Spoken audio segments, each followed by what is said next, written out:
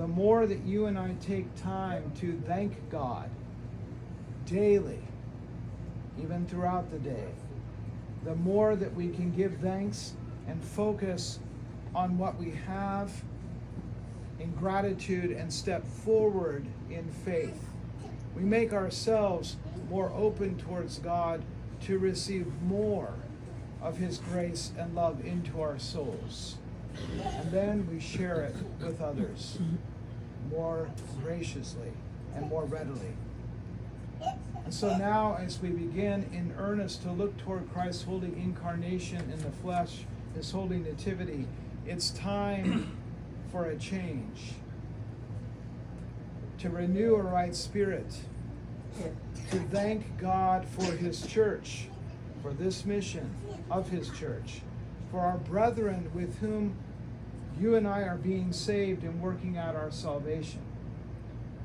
We give of ourselves for the upbuilding of all, which is now how we grow in faith. The more that we sow, the more that we reap. And so as the Holy Feast approaches, we take an account of how we've used our time in the fast up till now. Have we used it for our betterment, for our growth in Christ, and for our healing and that of others?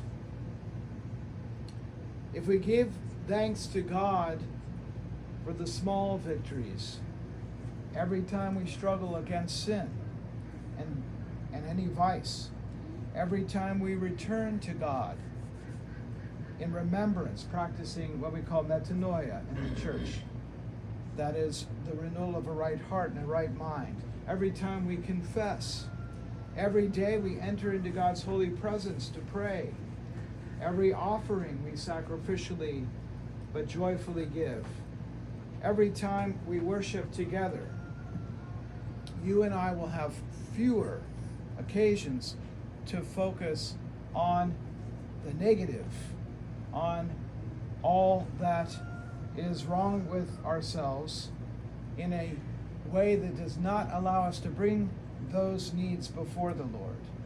In other words, we will give Him all selfishness that we have and all of our ego. And in this way, we'll find ourselves more open to Christ's gracious calling on our lives, to heal us and conform us more and more into His likeness, to give us greater participation in the life that He alone is.